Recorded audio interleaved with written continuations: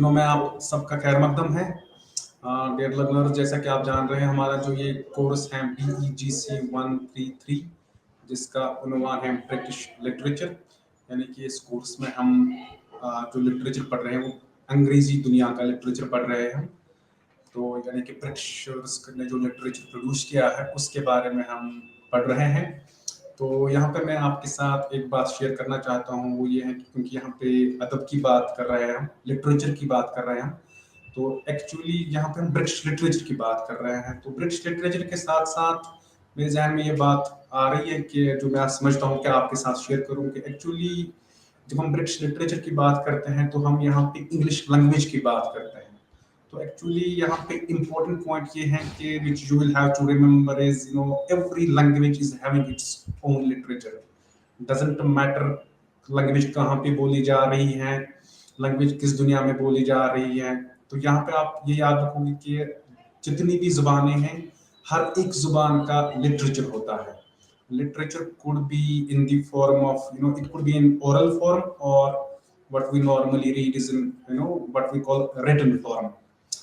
तो जो हमारा ये ब्लॉक 3 है, इसमें हम जॉर्ज बर्नर्ड शॉ के बारे में पढ़ेंगे।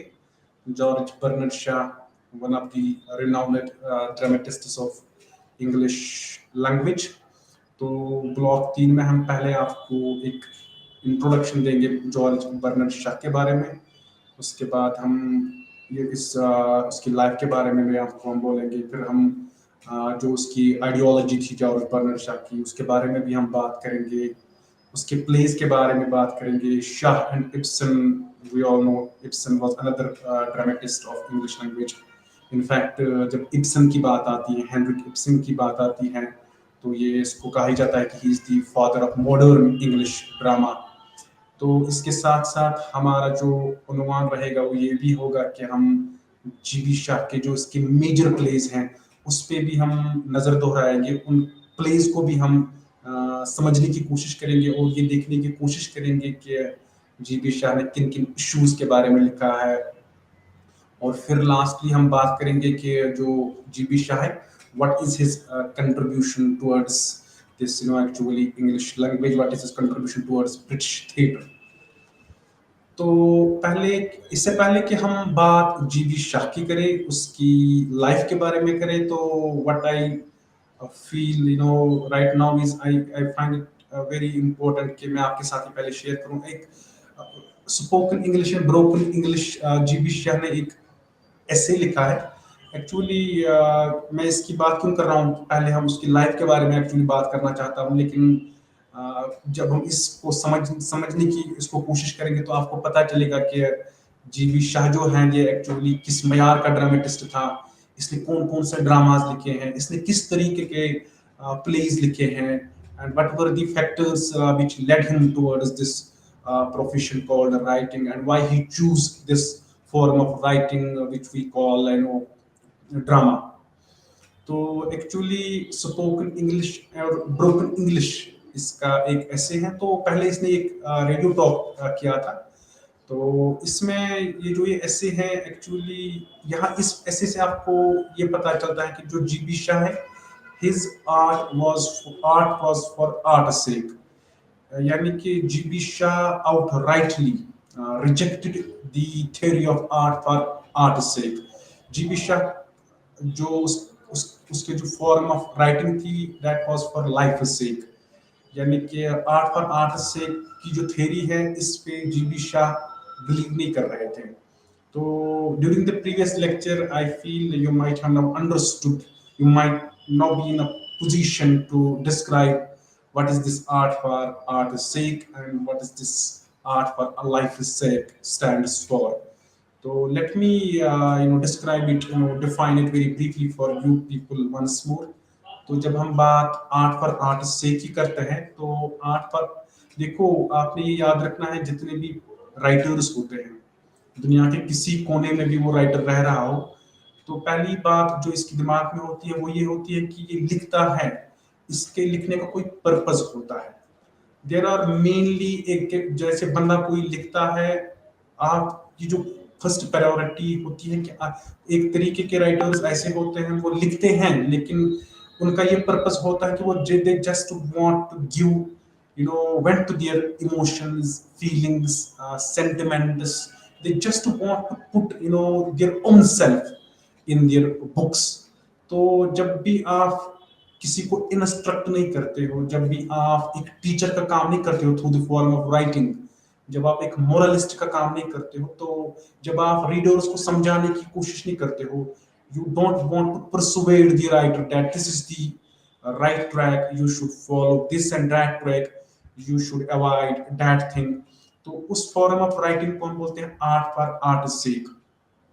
यानी कि आर्ट फॉर आर्ट सेक में आप ये याद रखोगे कि जो एक राइटर होता है वो अपनी लाइफ को आप अपने हमारे सामने रखता है, उसके जो अपने थॉट्स होते हैं, उसके अपने इमोशंस होते हैं, उसके जज्बात अपने होते हैं, या जितनी भी चीजें उसके साथ हुई होगी वो उन्हीं चीजों को खाली एक्सप्रेस करना चाहता है।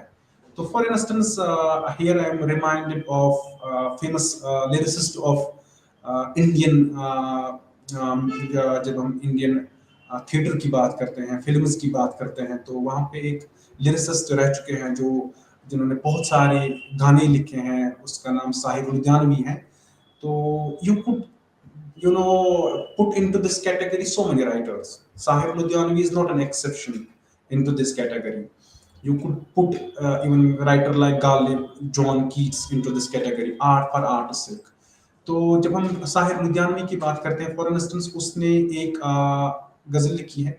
साहिर लुधियानवी के बारे में तो आपने सुना ही होगा, उसकी एक फेमस गजल भी थी।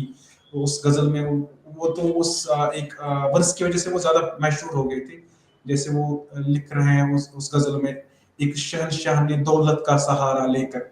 Actually this is the verse which I am not talking about, which, यानी कि ये जो ये वर्स है, एक्चुअली मैं आपको ये इसलिए बोल रहा हूँ कि इस वर्स की वजह से साहिर लुधियानवी को बहुत बड़ा नेम एंड फेम मिल गया था, और वो वर्स ये है। और जो बाकी वर्स जो मैं बात करना चाहता हूँ आर्ट फॉर आर्ट से, I will come to this in a while from now.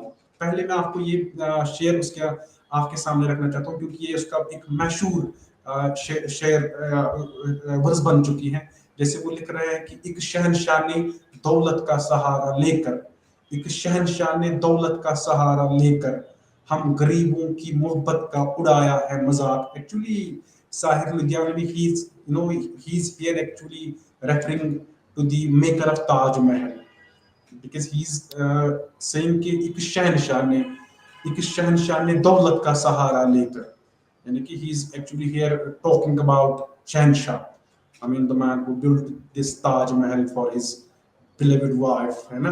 तो फिर क्या लिखते हैं, एक शहंशाह ने दौलत का सहारा लेकर, एक शहंशाह ने दौलत का सहारा लेकर हम गरीबों की मोहब्बत का उड़ाया है मजाक। Actually he is here what he wants to convey to us is this, कि there is this Shahenshah, I mean उसने ताजमहल बिल्ड किया अपनी वाइफ के लिए। Actually he just wanted to show his wife, display his loyalty, affection for his beloved wife. But we are not in a state of this power, glory. We don't possess so much wealth that we could produce, we could build monuments for our beloveds. तो अब actually ये तो इस share की वजह से बहुत famous हो गए थे साहिर लुधियानवी, बहुत गाने लिखे हैं उन्होंने मूवीज के लिए। तो मैं एक्चुअली अब ये जो बात कर रहा हूँ, आर्ट फॉर आर्ट से। फॉर इंस्टेंस इस वर्स में अब ये जो मैंने आपके सामने ये वर्स रखी है, एक शहंशाह ने दौलत का सहारा लेकर हम गरीबों की मोहब्बत का उड़ाया है मजाक। इस वर्स की वजह से साहिर लुधियानवी बड़े फेमस पोइट माने जा, यानी कि इस वर्स की वजह से उसको लोग पोइट पहचानते हैं कि this verse is attributed, this verse is written by none other than Sahir Ludhianvi. तो एक्चुअली अब इस वर्स की बात मैं कर रहा हूँ। ही राइट्स समवेयर, कभी खुद पे कभी हालात पे रोना आया, कभी खुद पे कभी हालात पे रोना आया, बात निकली तो हर एक बात पे रोना आया। Let me remind you once more, here I am talking about art for art's sake. जैसे हम अभी आपको बोल चुके हैं कि आर्ट फॉर आर्ट's sake जो है, इसमें जो एक पोइट होता है, इसमें जो एक राइटर होता है, वो अपने जज्बात को सामने रखता है, वो अपने जो उसके साथ गुजरी, उस पे जो गुजरी है उसके जो अपने हालात हैं, वो उन्हीं को हमारे एक रीडर के सामने लाता है। आर्ट फॉर आर्ट सेक में एक जो राइटर होता है, वो उसका कोई एम, कोई पर्पस नहीं होता है कि वो आपको समझाने बैठे, वो आपको दर्ज दे कि आपने ये काम करना है, आपने ये काम नहीं करना है। अगर आपको कहीं पे लगे कि किसी भी वजह से, किसी भी कहीं पे आपको लग रहा है कि एक जो राइटर है वो आपको कुछ समझाना चाहता है, परसुएड करना चाहता है, अपनी आर्गुमेंट्स की तरफ लेना चाहता है, तो उस आर्ट को हम आर्ट फॉर लाइफ से बोलते हैं। We would come to this art for life sake little while in a while from now.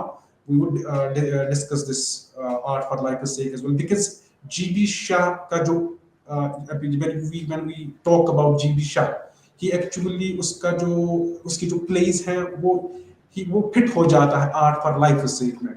वो हम थोड़ी देर में डिस्कस करेंगे। तो हम बात कर रहे थे साहिर लुधियानवी की। तो जैसे मैंने ये कुछ अशार शायद साहिर लुधियानवी के जो लिए हैं, ये आपको समझाने के लिए, कि आपको समझ आए कि आर्ट फॉर आर्ट से क्या होता है, आर्ट फॉर लाइफ से क्या होता है। क्योंकि जो जीबी शाह है वो आर्ट फॉर लाइफ से की कैटेगरी में हम उसको रखते हैं। तो पहले हम आर्ट फॉर आर्ट से की बात कर रहे हैं। तो साहिर लुधियानवी की मैंने आपके सामने ये कुछ अशार मैं आपके सामने रख रहा हूँ। तो you could even imagine yourself whether Sahir Ludhianvi is trying to persuade you, whether Sahir Ludhianvi is instructing you to do this thing and avoid that thing, whether whether he is giving you this what we call moral lessons।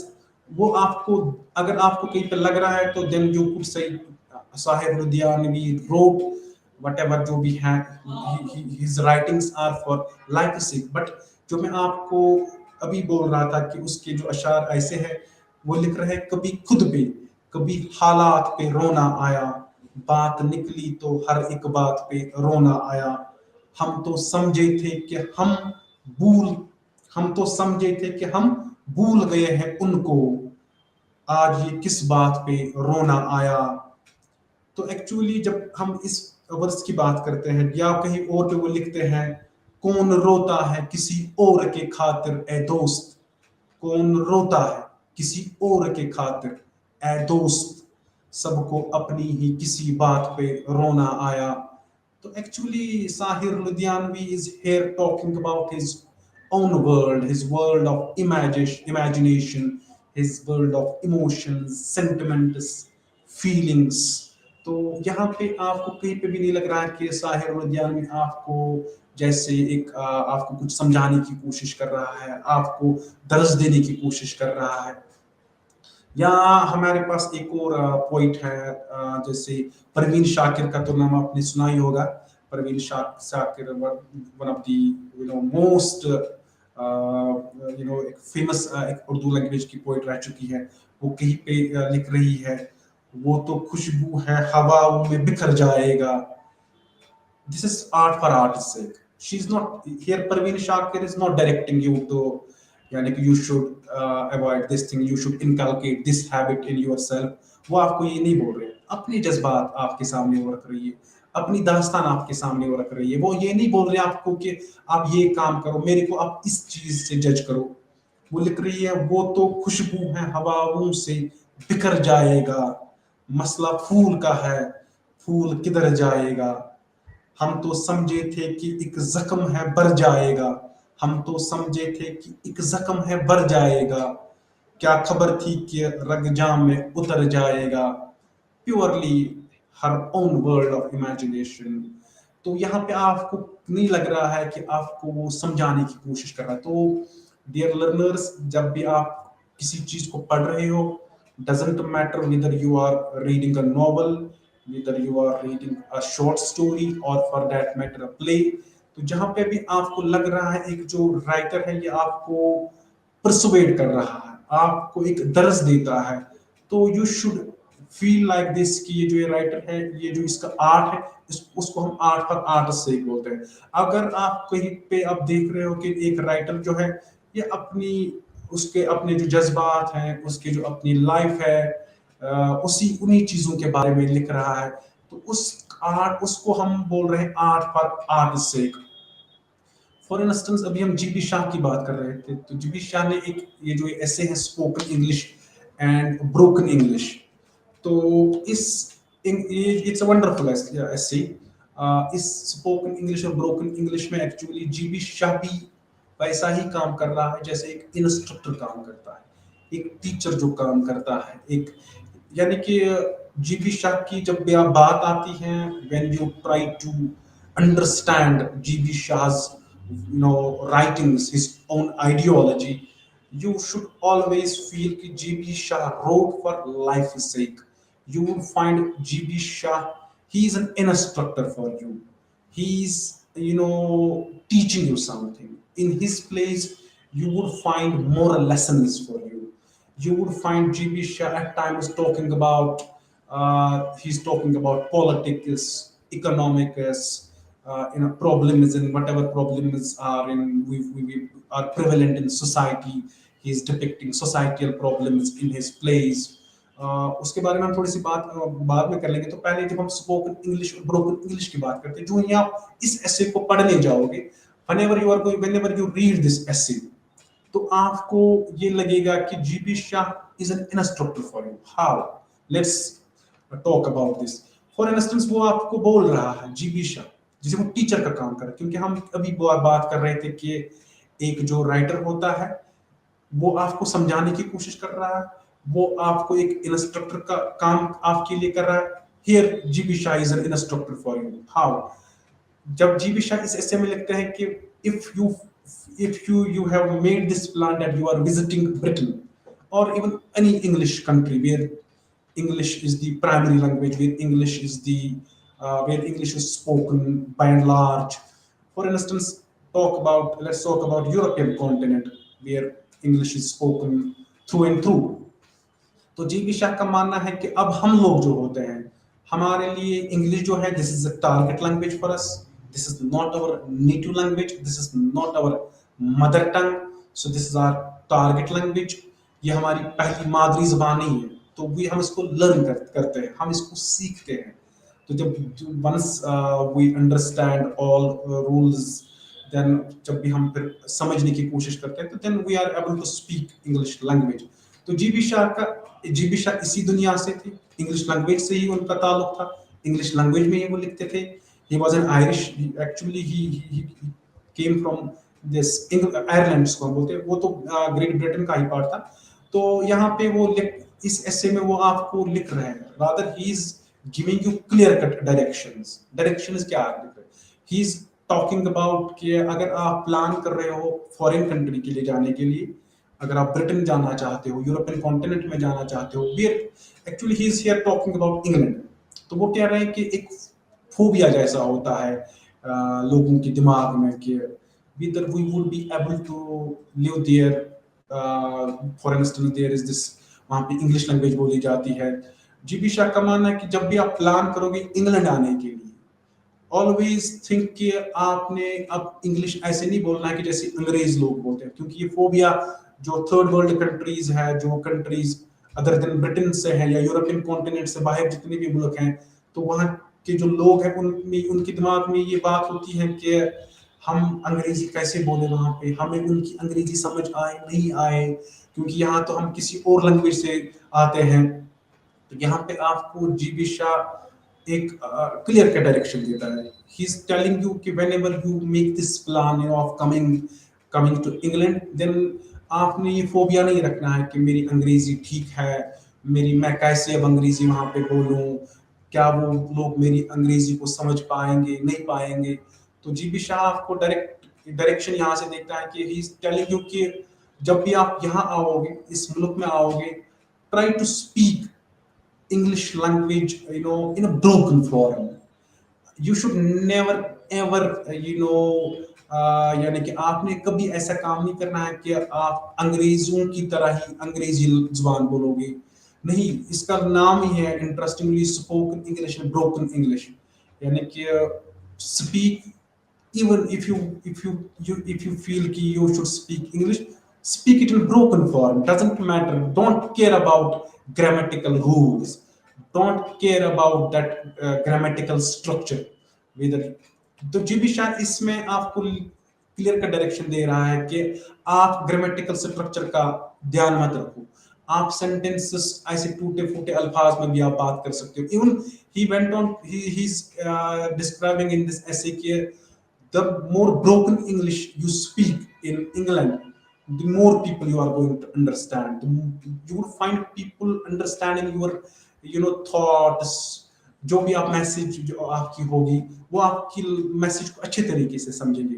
तो ये actually यहाँ पे अभी हम GB Shah की, तो ये जो हमने इस ऐसे को चूज किया है, ये मैं इसलिए आपके सामने रख रहा हूँ कि इस ऐसे में आपको जीबी शाह डायरेक्शन देगा. For instance, he says, don't speak correct English in England. ये आपके लिए डायरेक्शन है, ये हमारे लिए डायरेक्शन ही है, ये हमारे लिए एक रूल उसने एक तय किया है कि क्योंकि this is very important for all of us. What is the purpose of language? What is the purpose of communication? The fundamental purpose of communication is that we are putting our thoughts, opinions, we are expressing our own self. तो हम चाहते हैं कि जो हमारी message है उसको दूसरा बंदा समझे, क्योंकि लैंग्वेज और कम्युनिकेशन का पर्पस तो यही है, हम जो यहाँ से बोल रहे हैं दूसरा बंदा हमारी मैसेज को समझे, अच्छे तरीके से समझे. तो जो ही आपकी मैसेज को अच्छे तरीके से समझा जाता है, तो देन जो आपका पर्पस होता है आप उसमें कामयाब हो जाते हो. For instance, you are there in Britain and अगर आप वहां पे हो, अब आपने कहीं जाना है, for instance, and you are meeting a stranger there in Britain, he is a foreigner, he is a native speaker of English language. Then what you do, you try to speak the way native speakers of English language speak. तो G B Shah का मानना है कि he would never come, वो जो बंदा होगा वो आपको हेल्प कभी नहीं करेगा, क्योंकि ये ऐसी बात है. अगर फॉर इंस्टेंस उसको लगेगा कि, फॉर इंस्टेंस मैं आपको ऐसे समझाता हूँ, जितनी जो भी आपकी मादरी जबान है, जो भी आपकी नेटिव लैंग्वेज है, तो आप मान लीजिए कि दूसरी कंट्री से आपके सामने कोई बंदा आ रहा है, मान लीजिए कि उसने थोड़ी सी, अगर हम उर्दू की बात करेंगे या इवन कश्मीरी की बात करेंगे, तो मान लीजिए कि कश्मीर, कोई श्रीनगर में आया है, कोई फॉरेनर आया है, उसने कहीं से थोड़ी सी कश्मीरी सीख ली है, तो वो आपको बोल रहा है कि ऐसे ऐसे मैंने कहीं जाना है, तो आपको समझ आ रहा है, तो आप उसको बोल रहे हैं ये ठीक है, ये काम करना है आपने. अगर वो थोड़ा सा आपको वो लगेगा कि ये मुझसे भी ज्यादा अब कश्मीरी बोलने लगा है, आप कुछ दिखाना चाहता है, तो आपको दूर से ही दिखेगा कि he is just trying to, वो आपको दिखाना चाहता है कि मेरे को ये जुबान आती है, मैं ऐसे ऐसा हूं. तो मे बी आप थोड़ी देर बाद भी उसमें इंटरेस्ट नहीं दिखाओगे, क्योंकि आपको दूर से लगेगा कि ये वो कुछ और दिखाना चाहता है अपनी इस लैंग्वेज के जरिए.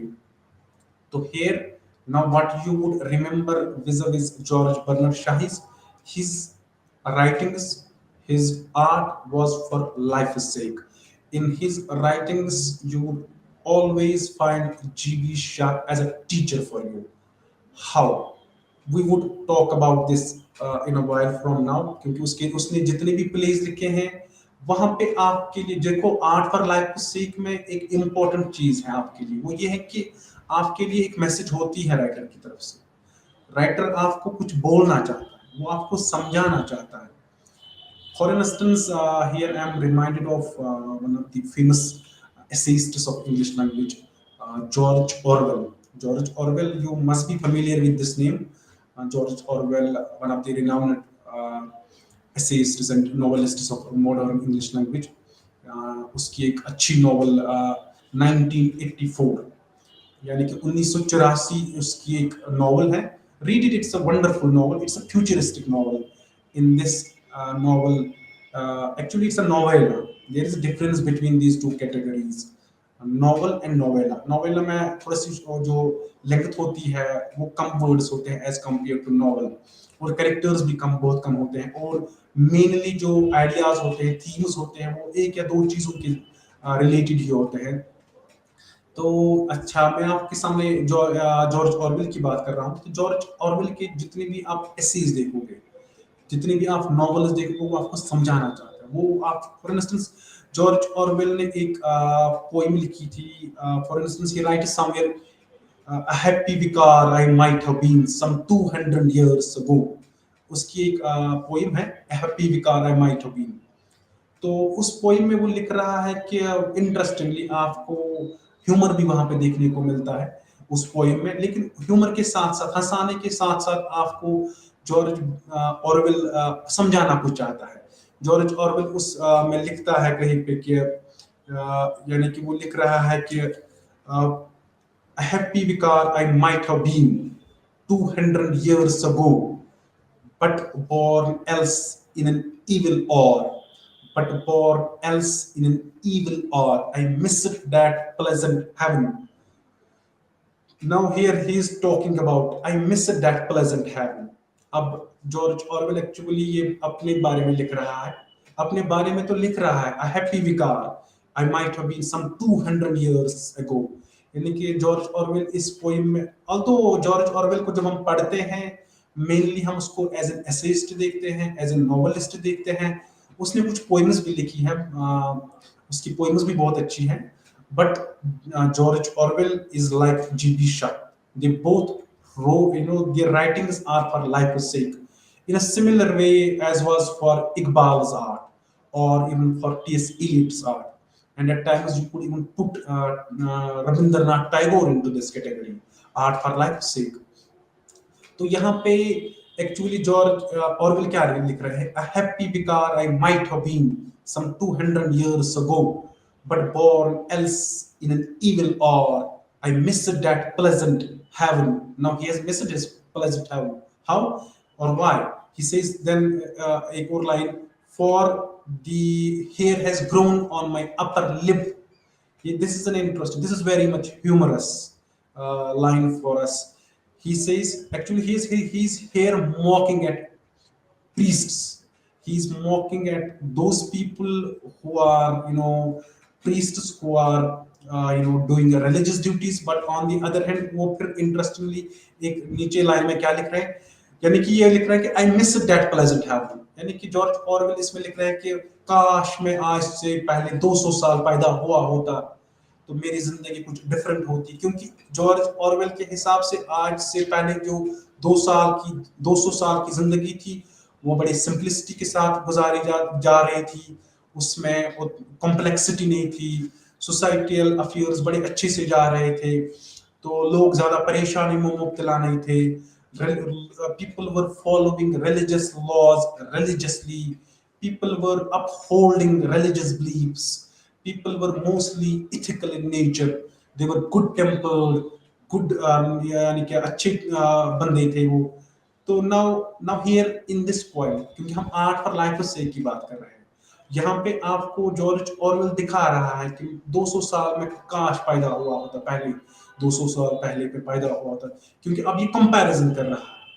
What he is comparing in this point, he is comparing actually two societies of Britain, a society, and actually George Orwell was living himself, and the society which was before 200 years, George Orwell के से पहले 200 साल की society.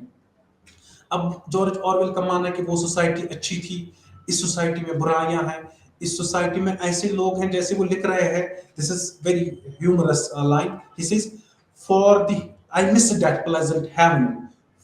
अब इस वो जो I miss that pleasant heaven here actually he is referring to those 200, had he been born some 200 years back, he would have been a joyous soul, he would have been a completely religious minded man, but now अब interestingly अब क्या लिख रहे हैं वो, he missed that pleasant heaven. Okay, it's clear, यहाँ तक तो आपको समझ आया होगा कि he missed that pleasant heaven, क्योंकि he is here lamenting about जो चीजें तब थी अब वो चीजें नहीं है, रिलीजन का ख्याल रखा जाता था, लोग वर नॉट जो people were not body oriented, they were not indulging in materialistic values, they were not जो वो लोग थे, they were giving emphasis, significance, importance to this spirit or soul, but now those things are not no more visible. तो फिर वो लिख रहे हैं for he missed that pleasant hair, for यानी कि because the hair has grown on my upper lip and the clergy are all clean shaven. So here is he, यहाँ पे वो आपको यानी कि लग रहा है he is actually teaching you something, वो लिख रहा है कि वो हमें समझाने की कोशिश कर रहा है कि ये जो ये क्लर्जी बंदे हैं, ये जो ये प्रीस्ट्स हैं, ये जो ये पादरी है, ये जो ये रिलीजन को खुद को समझ रहे हैं कि हमको खाली रिलीजन आता है। तो अब इनके George Orwell is humorously writing the hair has now grown on his upper lip, because जब उसने ये पोएम लिखी थी तब George Orwell teenage years में था। तो अब इंटरेस्टिंगली जब वो पादरियों को देख रहा था, according to George Orwell and according to the Christian believes, a padri, a priest have to have beard on his face. But George Orwell is of the opinion, whomsoever he sees, whenever he observes these priests, they are all clean shaven. तो यहाँ पे वो तंज करता है, यानी कि जो पादरी लोगों पे तंज करता है कि they are no more interested in religious affairs. तो मैं आपको ये समझाने की कोशिश कर रहा हूँ, जॉर्ज ऑरवेल की हम बात इसलिए कर रहे हैं कि इसका जो आर्ट है, this is for art for life sake. Read George Orwell, he was a wonderful novelist. Even उसने बहुत कम नॉवेल्स लिखी हैं, बहुत कम एसेज भी उन्होंने लिखे हैं, but he was a futurist writer. His art is of supreme significance. If I say he was a futurist writer, बहुत कम राइटर्स आपको मिलते हैं फ्यूचरिस्ट्स जिनको हम बोलते हैं। एक फ्यूचरिस्ट राइटर, हम उस राइटर को बोलते हैं a writer who could predict what's going to happen in future. May be ये सलाह है कि सब लोगों में नहीं होती है, even common or ordinary citizens like me and you. I mean, we are excluding those people who are writers, who are poets, who are जिनको who are this capability of writing.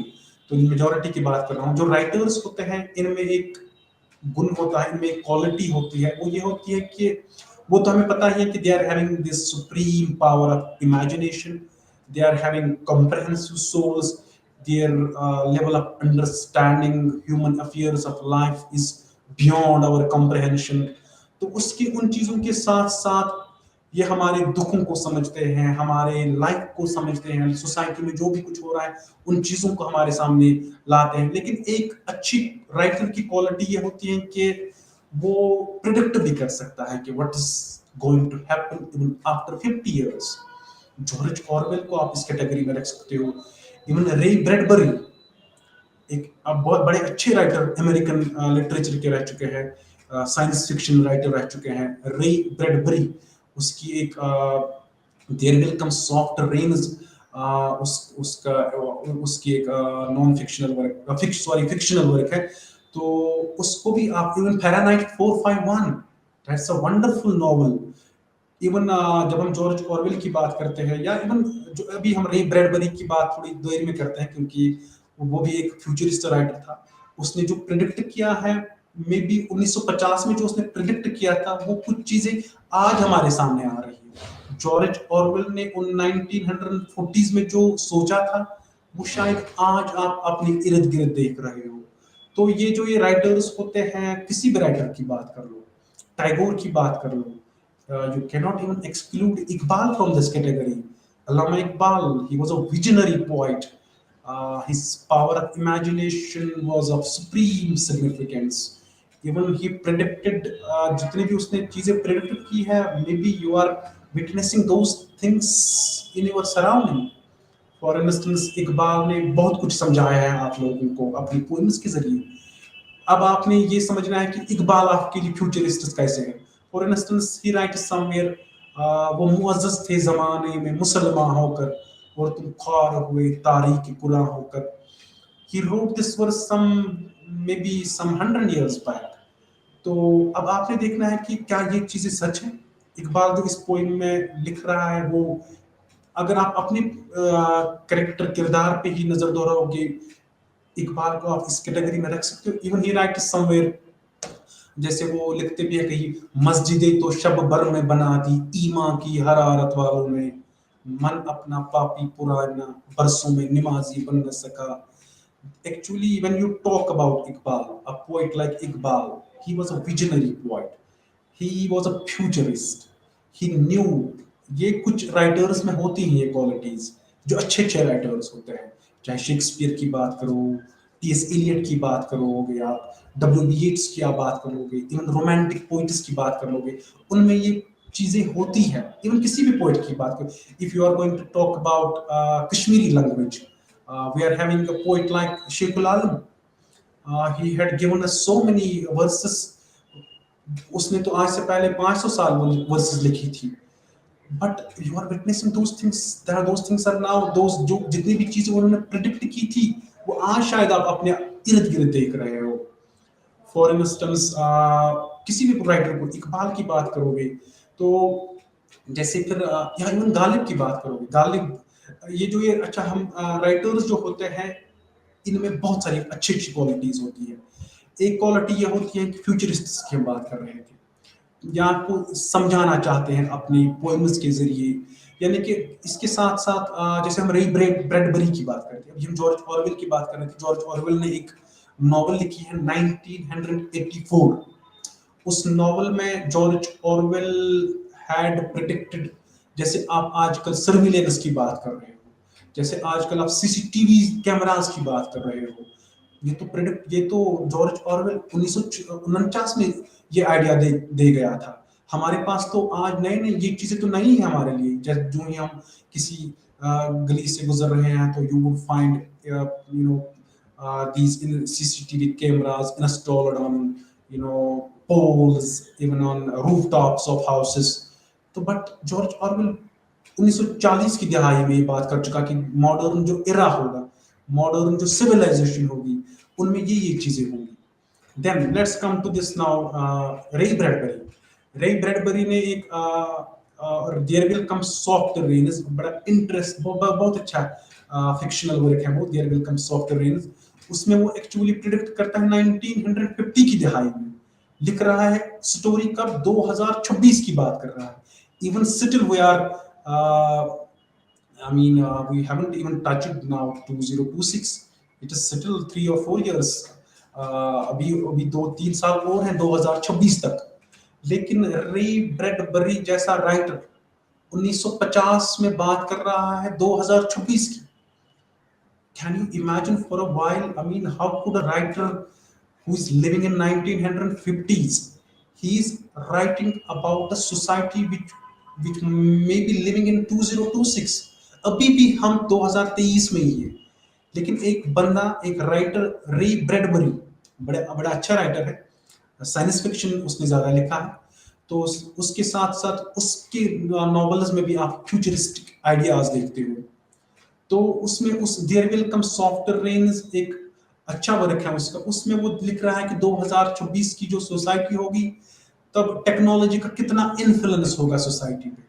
यानी कि उस स्टोरी को पढ़ के आप समझ पाओगे कि जो आप टेक्नोलॉजी के साथ जो आज का मैन जो भी है कितना बिजी है आज टेक्नोलॉजी के साथ, सोशल नेटवर्किंग के साथ, YouTube, Facebook, WhatsApp. Even if you are feeling now, आपको ऐसा लग रहा है कि अगर आप मार्केट जाओगे बिना फोन के तो आपको थोड़ा सा अजीब सा लगेगा मार्केट जाना फोन के बगैर, क्योंकि it has become now part and parcel of your life.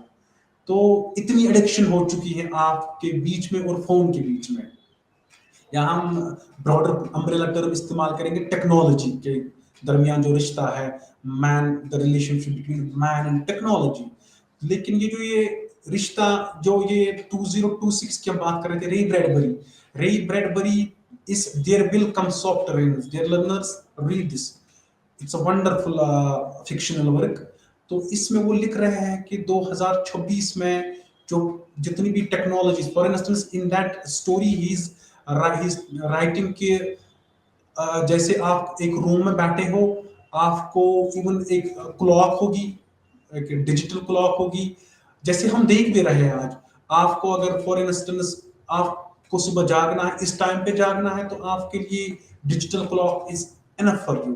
Not only this, he had written so many ideas into this short story, into this story जो आप देख रहे हो आसपास, जो आप देख रहे हो कि वो देख उसमें लिख रहे हैं, उसमें वो स्टोरी में लिख रहे हैं कि वो एक कुछ डिजिटल इंस्ट्रूमेंट इस जैसे वो रख रहे हैं। फॉर इंस्टेंस इस there will come software range में वो किचन की डिस्क्रिप्शन देता है, फॉर इंस्टेंस एक फैमिली की डिस्क्रिप्शन देता है, फिर उस फैमिली को खाली उठना होता है, सुबह मॉर्निंग ब्रेकफास्ट तैयार होता है, Who makes this breakfast?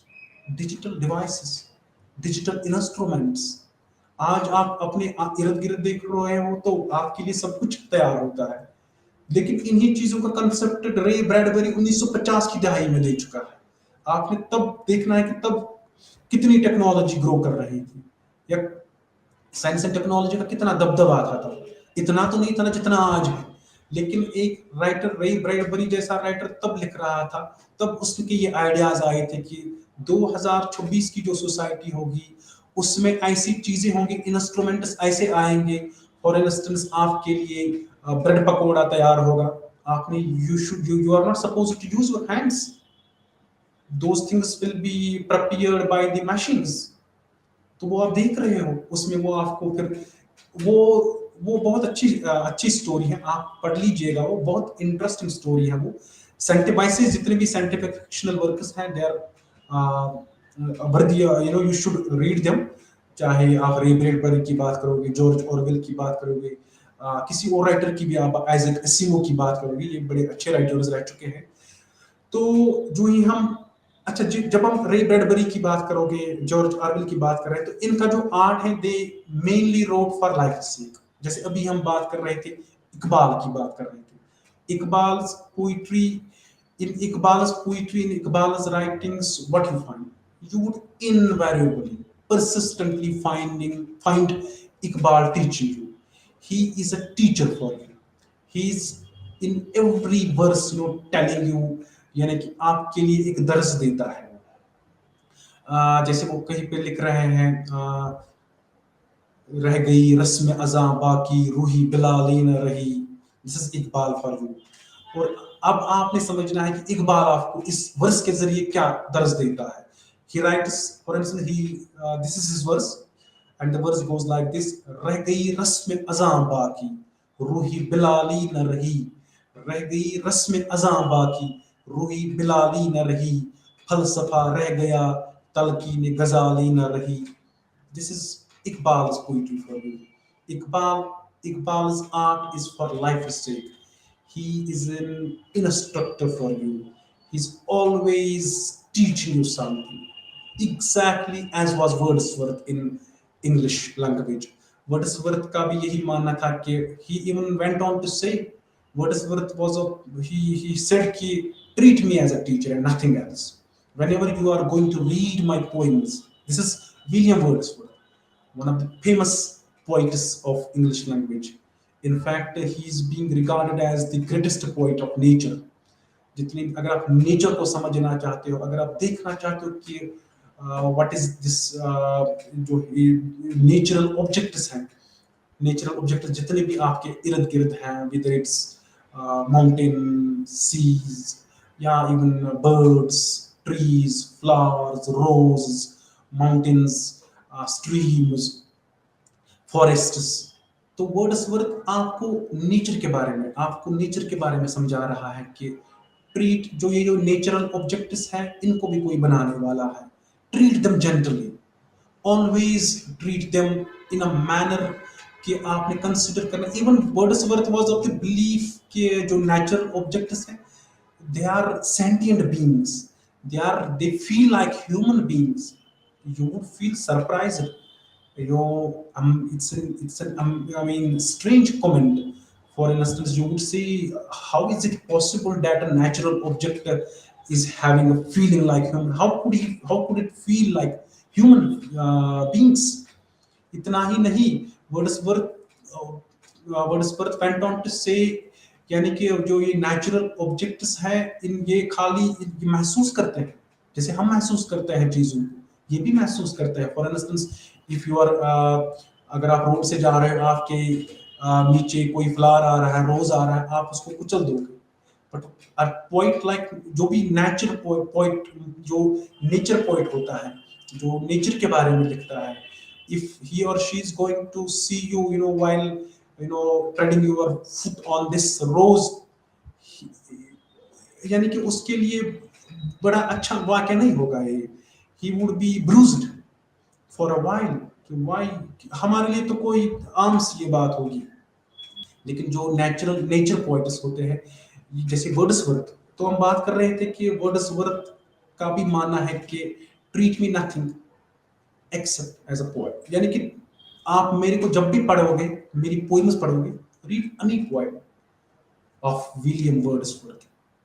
He had given us so many marvelous poems in the form of Lucy, The World is Too Much with Us, Daffodils, The Prelude, which is his autobiographical work. तो Wordsworth का मानना है कि treat me as a teacher. अब ये नहीं बोलना है कि मैं आप ये ढूंढने की कोशिश करोगे कि नहीं वर्ड्सवर्थ हमें क्यों खाली समझा रहा है, हमें क्यों ये बोल रहा है कि बस नेचर का ख्याल रखा करो, नेचुरल ऑब्जेक्ट्स को जख्म मत पहुंचाया करो, नेचुरल ऑब्जेक्ट्स को बड़े जेंटली ट्रीट किया करो, इनको बड़े वार्मली, इनको बड़े मोहब्बत दिया करो, प्यार से इनके साथ पेश आया करो. तो वैसे ही जीबी शाह भी एक राइटर है. ये भी यानी कि आपको समझाने की कोशिश करता है अपनी प्लेज में, अपनी राइटिंग्स में. तो जब हम जीबी शाह की बात करते हैं, इसने एक प्ले लिखा है arms and the man. It's a wonderful play, arms and the man. तो इस अभी हम आर्ट फॉर लाइफ से की बात कर रहे हैं, जो जीबी शाह की बात कर रहे हैं. तो इसने बहुत सारे प्लेज लिखे हैं. इसने आर्म्स एंड द मैन इसका एक प्ले है, मैन एंड सुपरमैन इसका एक प्ले है. जैसे इसने विडोवर्स हाउस इसका एक और इम्पोर्टेंट प्ले है. बहुत सारे प्लेज इसने लिखे हैं. सेंट जॉन इसका एक और इम्पोर्टेंट प्ले है. इवन यहाँ पे मेरे एक और इंटरेस्टिंग बात जीबी शाह के रिलेटेड याद आ रही है. जीबी शाह ने एक प्ले लिखा है shakes versus Shah. Shakes versus Shah, SHAKES, shakes. Shakes यानी कि शेक्सपियर का शॉर्ट फॉर्म उसने शेक्स रखा है. वर्सेस यानी इन कंपैरिजन टू होम शाह, SHAV. ये है टाइटल प्ले का. इवन इस पे मूवी भी बन चुकी है. आप you could go into the YouTube, you could find this movie there. Short movie है, मे बी फॉर 10 और 12 मिनट्स की ये मूवी है, लेकिन बड़ी अच्छी मूवी है.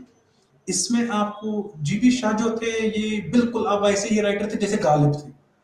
जीबी शाह बड़े पॉम्पस राइटर थे, यानी कि ही वो बूस्टफुल थे. यानी कि इसको पता था कि मैं एक मुझ में कुछ है, यानी कि मुझ में कुछ सलाहियत हैं जो मैं कंपेयर कर सकता हूँ अपने आप को राइटर्स लाइक शेक्सपियर के साथ. वैसे ही जैसे फॉर इंस्टेंस गालिब में भी ये आप बात देख सकते हो. गालिब की जब आप पोइट्री पढ़ते हो, गालिब में आप वो ईगोटिस्टिकल एटीट्यूड जिसको बोलते हैं, ईगो, जैसे सिंपल लैंग्वेज में हम बोलते हैं कि कभी कभार हम अपने फ्रेंड्स को भी बोलते हैं आपका ईगो अब हाई है, पता नहीं वो ईगोइस्टिक बन गया है, वो किसी दूसरी लैंग्वेज में मेरे साथ बात कर रहा है. तो वैसे ही जीबी शाह वैसे जैसे गालिब की बात करेंगे, गालिब जिस जैसे वो ईगोटिस्टिकल जो था, गालिब में भी ये ईगोइज्म का असर था. अगर गालिब में इगोइज्म का असर नहीं होता तो शायद वो नहीं कहते कि जो मिर्जा मोहम्मद इब्राहिम जोक, बहुत तनज किया उसको गालिब ने. Mohammad Ibrahim Zauq, we know he was another important Urdu poet. He was a contemporary poet of Mirza Asadullah Khan Ghalib. Contemporary की जब हम बात करते हैं, तो जब हम लिटरेचर की बात करते हैं, तो वो दो राइटर जो एक ही एरा में लिख रहे हो, एज में डिफरेंस उनकी हो सकती है, लेकिन वो एक ही एरा में लिख रहे हैं, वो एक ही सोसाइटी में रह रहे हैं, वो एक ही हालात को फेस कर रहे हैं. तो लेकिन प्रॉब्लम ये है कि जब आप मिर्जा असदुल्ला खान गालिब की बात कर रहे हो, तो he was having this ego कि I am a supreme artist. Mine जो मेरी राइटिंग्स है, इट इज यानी कि मेरी जितनी भी राइटिंग्स हैं उनमें कुछ दम है. दैट इज व्हाई गालिब से समवेयर ही सेज रिक्ता की तुम ही उस्ताद नहीं हो गालिब. कहते हैं कि अगले जमाने में कोई मीर भी था. एक्चुअली वो मीर की बात यहाँ पे नहीं कर रहा है. ही से रिक्ता कि तुम ही इस उस्ताद हो गालिब. कहते हैं अगले जमाने में कोई मीर भी था, कहते हैं शायद किसी जमाने में कोई मीर तकी मीर जैसा राइटर भी था, but you cannot compare Mir Taqi Mir with my own self. रिक्ता के तुम ही उस्ताद नहीं हो गालिब, यानी कि इनडायरेक्टली, implicitly गालिब सिंह I am the master of Urdu language. रिक्ता मींस मास्टर. रिक्ता के तुम ही उस्ताद नहीं हो Ghalib. He is saying, oh Ghalib, you are not the master of Urdu language. In other words, yes, you are the master of Urdu language. कहते हैं अगले ज़माने में कोई मीर भी था। There is this saying that people are saying there was an Urdu poet called Mir, जो पहले रह रहा था। मीर तकी मीर वो बहुत अच्छे राइटर रह चुके हैं, लेकिन बात ईगोइज्म की आ रही है, बात ईगो की आ रही है। राइटर्स में आप देखोगे this trait you would find in all writers. कुछ राइट एक्सेप्शनल केसेस हो सकते हैं। अगर आप अंग्रेजी लैंग्वेज की बात करोगे या उर्दू लैंग्वेज की बात करोगे, ये चीजें आप देखोगे। एक राइटर वो एक उसमें वो ईगोइज्म होता है। जैसे फिर गालिब को पता था कि इसी उसी जमाने में एक राइटर था मोहम्मद इब्राहिम ज़ोक। तो मोहम्मद इब्राहिम ज़ोक को बड़े तनज़ करता था मिर्ज़ा असदुल्ला खान गालिब, यानी कि उसको वो he was feeling, oh, how is it possible a poet like Muhammad Ibrahim Zoq is writing in Urdu language, that too poetry, when he knew, when he is aware of this fact, a giant like Ghalib is writing. तो लेकिन ये चीज आप देखो, you can not, I mean Mohammad Ibrahim Zauq ने भी बहुत अच्छी पोएम्स लिखी है। इवन शायद आप मोहम्मद इब्राहिम ज़ोक की पोएम्स में वो चीजें देखोगे जो आप शायद मिर्जा असदुल्ला खान गालिब की पोइट्री में नहीं देखोगे। मे बी वैसे ही जैसे आप जीबी शाह के प्लेज में कुछ देखोगे वो शायद आप शेक्सपियर के प्लेज में नहीं देखोगे। तो जब मिर्जा असदुल्ला खान गालिब, उसने बहुत अच्छी पोएम्स लिखी है, बहुत अच्छी पोइट्री लिखी है। In fact it is being said the fame of Urdu language rests on only two poets। यानी कि अगर आपने उर्दू लैंग्वेज, उर्दू पोइट्री का मुताला करना है, उर्दू पोइट्री को पढ़ना है, समझना है, उर्दू लैंग्वेज की पोइट्री को देखना है कि क्या मयार है इसका, there is this saying, read only two poets, Iqbal and Ghalib।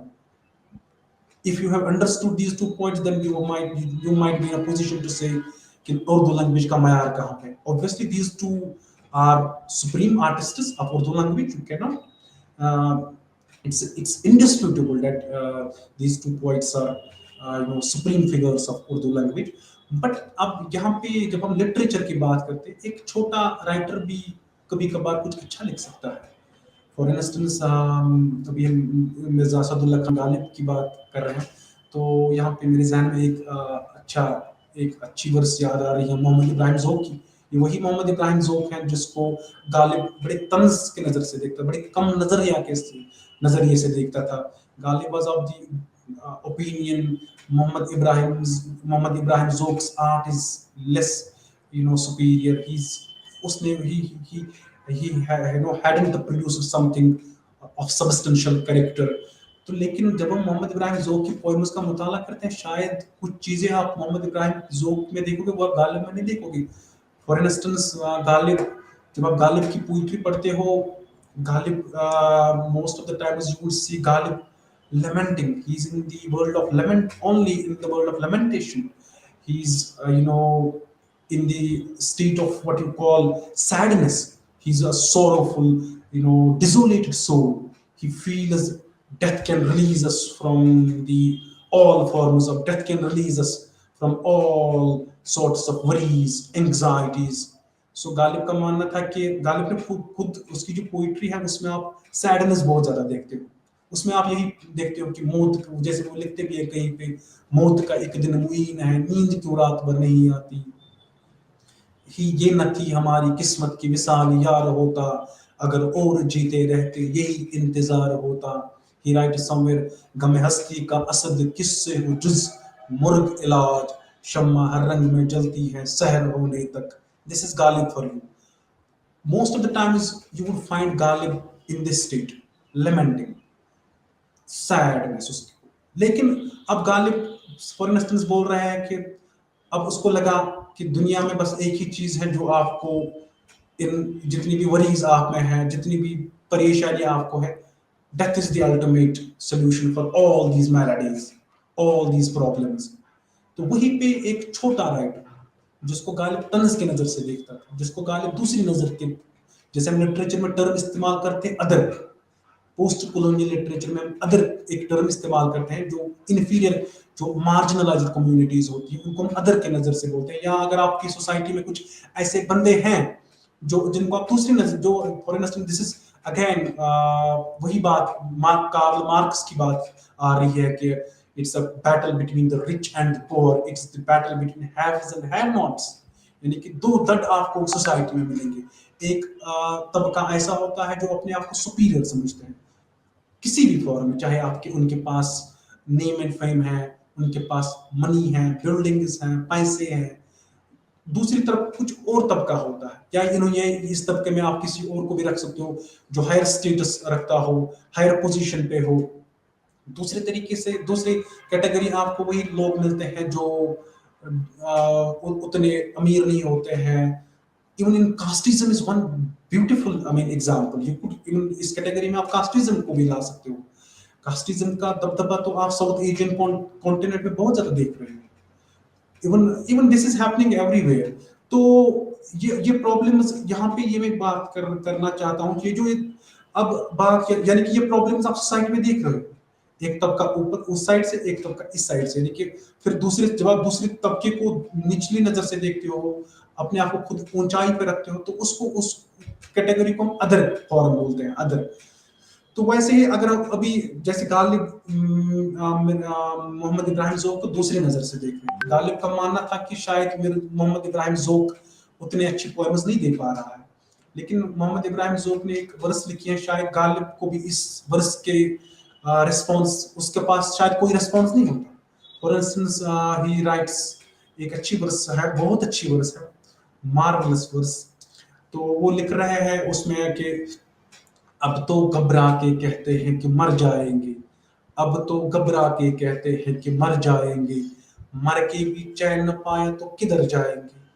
I mean, how could you make understand a simple, a lesser known poet like Muhammad Ibrahim Zouk? How would you respond to him when he says, अब तो घबरा के कहते हैं कि मर जाएंगे? For instance, now it's assumed that you are dead. But who could make this gentleman understand that death के साथ ही आपकी वरीज खत्म हो जाएगी? He writes, अब तो घबरा के कहते हैं कि मर जाएंगे, मर के भी चैन न पाए तो किधर जाएंगे। तो यहाँ पे क्वेश्चन मार्क रखता है आपके लिए। शायद आपके पास भी इसका आंसर नहीं होगा, मेरे पास भी इसका आंसर नहीं होगा। किसी साइंटिस्ट को लाओ, उसको बोलो life after death, he won't say whether there is happiness, whether that body is in state of happiness or sadness. तो ये हम ये कंपैरिजन की बात कर रहे थे। तो अब जब हम जीवी शाह ने भी एक प्ले लिखा है, उसका नाम उन्होंने, क्योंकि हम कॉन्टेम्पररीज की बात करते हैं, कॉन्टेम्पररीज में ये प्रॉब्लम्स होती है, वो एक को निचली नजर से देखते हैं, अपने आप को सुपीरियर समझते हैं। अभी हम गालिब की बात कर रहे थे और बात कर रहे थे मोहम्मद इब्राहिम ज़ोक की। किसी भी राइटर की आप बात कर लो, आप शेक्सपियर की बात कर लो, क्रिस्टोफर मार्लो की बात कर लो, या शेक्सपियर के जितने भी कॉन्टेम्पररीज थे, बेन जॉनसन की बात करो, तो वहां पे एक ही नाम है, शेक्सपियर। वहां पे लेकिन बाकी ड्रामेटिस्ट्स भी थे। तो वैसे ही शेक्स वर्सेस शाह, इसने एक प्ले लिखा है, इसमें जीबी शाह कंपैरिजन करता है Shakespeare. It's a wonderful movie, watch it on YouTube. It's a movie for only 10 to 12 minutes. इसमें आपको बहुत हंसी देखने को मिलेगी। If you just want to relieve yourself from this burdens of life, if you are going through this phase of trials and tribulations, you just want to relieve yourself, you just want some sort of entertainment, as in the form of Bollywood में जो है जैसे वो Kapil Sharma show आपके लिए आता है, वो किसके लिए? वो आपके लिए, वो आपका आराम देने के लिए है, आपको खुश रखने के लिए है, आपको जो बाकी जिंदगी में परेशानियां, आपको बस उनको उनसे आजाद करना है। तो वैसे ही शेक्स वर्सेस शाह एक अच्छा प्ले है, इसको आप देख लीजिएगा। उसमें कंपेयर करता है शेक्सपियर जीबी शाह के साथ। वी वुड कंटिन्यू दिस जो शेक्स वर्सेस शाह जो रह गए, ये हम नेक्स्ट लेक्चर में थोड़ी सी बात करेंगे। तो उसके बाद हम आर्म्स एंड द मैन जो हमारा प्ले है जीबी शाह का, और थोड़ी सी लाइफ के बारे में भी हम बात करेंगे जीबी शाह की। We would meet during the next lecture. Till then, take very good care of yourself. Allah Hafiz.